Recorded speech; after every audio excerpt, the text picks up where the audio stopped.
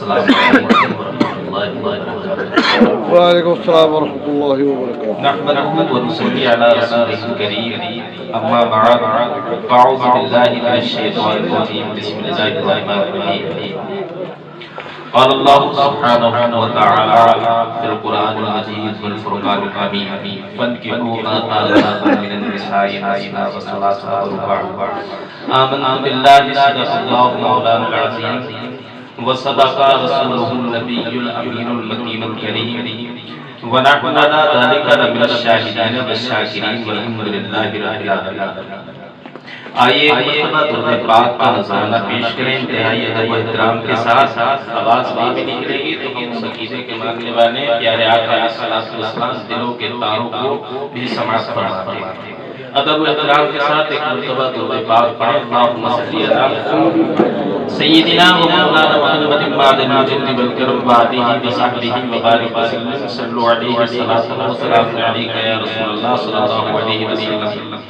Programme کے اختتام کا وقت ہے اور آغاز ہوا ہے، وقت نہیں لوں گا انشاءاللہ 10 سے 15 منٹ صرف آپ لوگوں سے بات کر کے باقی جو ہے حضرت مولانا امام الدین صاحب جو ہے آپ کے اوپر ہوں گے، کیونکہ وقت بہت ہو چکا ہے اور کہتے ہیں کہ اللہ کم ہو لیکن سمجھ میں آ جائے ہے کہ نہیں، نیند کا وقت ہے اور نیند کا غلبہ بھی طاری ہونے والا ہے۔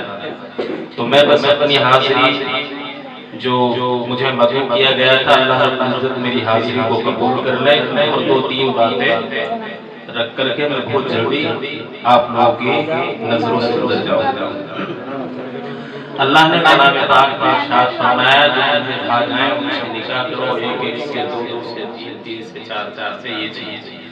اس میں بہت ساری وضاحت مولانا قاسم صاحب نے آپ کو بتائی اور عقل مند کہتے ہیں سمجھ میں آ جائے تو تقریر ہے ورنہ تقریر ہے کہ نہیں؟ کیوں کہ الوقت کالسیف، وقت تلوار کی طرح ہے۔ ہاں ہم سوچتے ہیں ہم وقت کاٹ رہے ہیں لیکن ایسا نہیں، وقت ہمیں کاٹ رہا ہے۔ تو یہ جو شادی کے پروگرام ہیں یہ بہت کم دیکھنے کو ملتے ہیں، کیونکہ شادی جو ہے یہ سنت رسول، لیکن اس میں ہم جو کام کرتے ہیں افعال شرعیہ کرتے ہیں وہ حرکت شیطانوں والی کرتے ہیں۔ چند لوگ ہیں وقت بھی اس چیز کا تقاضا کرتا ہے کہ اتنے روپیہ آپ بہت روکے پڑے، لیکن ان محافلوں میں جو شادیوں سے منسلک ہوتی ہیں نا تو ان میں زیادہ تر لوگوں کی خواہش و منشا یہ ہوتی ہے کہ اس میں وہ والے پروگرام ہونے چاہیے، وہ والے اس میں سارے لوگ میرے خیال سے یہاں ہوتے۔ اب یہ ذکر و اذکار ہے، ذکر خدا اور ذکر رسول کر لیا تو اس میں کیا ہے کہ یا تو قبر کے بارے میں بتائیں گے یا موت کے بارے میں بتائیں گے یا اپنی حامی کر کے چلے جائیں گے، یہ چیزیں۔ شادی کا موقع ہے، کچھ لوگ بھی کہیں گے کہ شاید حسین صاحب نے یہ کیا کیا ہے، رات بھر ہمارے نیند کا جو ہے نیند خراب کی ہے۔ کوئی بیوقوف کہیں گے، کچھ لوگ ایسا بھی کہیں گے کہ زیادہ پیسے خرچ ہوتے اس محفل کے لیے یہ کم قیمت والے علماء اکرام کر کے انہیں بلا لیا، کم میں جو ہے پروگرام کرا دیا، یہ چیز ہوگی۔ ان محفلوں میں اکثر یہ سنا ہے کہ لوگ اسے محبوبیت زیادہ کرتے ہیں کہ اس موقع پر جو ہے ناچ گانے کا اہتمام ہونا چاہیے، تب عقل مند ہے شخص۔ ان محفلوں پر رقص بازی ہونا چاہیے یا پھر ڈھول تاشے ہونے چاہیے، لوگ بیوقوف کہیں گے، لیکن یاد رکھنا یہ دنیاوی بھولے ہیں، یہ دنیاوی بھولے ہیں جو آپ کو برا کہہ سکتے ہیں، کوئی آپ کو بیوقوف کہہ سکتے ہیں، لیکن یہ محفل اگر اللہ کے رسول کی بارگاہ میں مقبول ہو انشاءاللہ دنیا اور آخرت دونوں سبر جائے گا۔ یہ ہماری سوچ ہے کہ ہم ایسے موقع پر اچھے کاموں کو چھوڑ کر جو شریعت میں جس کا حکم دیا گیا، ہم ذکر رسول اور ذکر خدا کرنے کے لیے آئے، لیکن ذکر رسول ذکر خدا دونوں چھوڑ کر کے ہم نے دوسری چیز کو اپنایا۔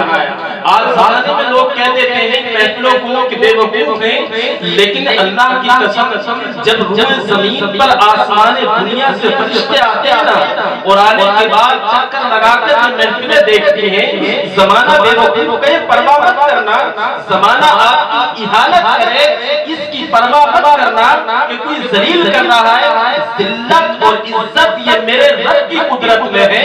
زمانے کا کوئی چودھری تمہیں ذلیل نہیں کر سکتا. زمانے کا کوئی بھی مخیا تمہاری جو ہے رسوائی نہیں کر سکتا. اگر اللہ کی بارگاہ میں تمہاری عزت مقبول ہو گئی, تمہارا یہ ذکر رب کی بارگاہ میں مقبول ہو گیا, تو زمانہ تمہیں ذلیل کہہ سکتا ہے. اگر اللہ اس کے رسول کی بارگاہ میں یہ محفل شادی کا پروگرام اگر کامیاب ہو گیا تو تمہاری دنیا بھی سنور جائے گی اور آخرت بھی سنور جائے گی. اس لیے اللہ کو راضی کرنے کے لیے کام کیا کرو, دنیا دار نہیں. اب محفلیں ہم لوگ سب حضرت دیتی والے وقت بہت جلدی چونکہ ایسا تقریر ہم تو یہیں مدرسہ فیض العلوم کا فیضان ہے, یہاں ہم نے بھی کھانا کھایا ہے الحمدللہ. یہ وہ علمی مرکز رہ چکا ہے کہ یہاں سے بڑے بڑے علماء اکرام نکل کر کے گئے ہیں, اور مجھے سلیقہ علم دین حاصل کرنے کا آج بھی یاد ہے انہی روڈوں سے ملا ہے. پینٹ شرٹ پہن کر کے پہلی مرتبہ آیا, ہم نے کلام پڑھا.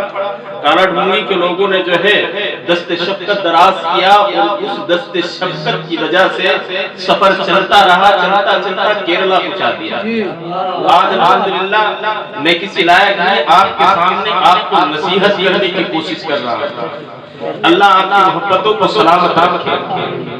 ایک چیز آتی ہے بتا کر کے چلیں کہ شادی کے تعلق سے حضرت علی رضی اللہ تعالیٰ عنہ سے ہم بڑی محبت کرتے ہیں. ہماری ماں اور بہنیں اگر پوچھا جائے کہ آخری خواہش کیا ہے تو جواب دیتی ہیں کہ آخری خواہش یہ ہے کہ جنت میں حضرت فاطمہ کا ہمیں ساتھ مل جائے. بے شک سبحان اللہ.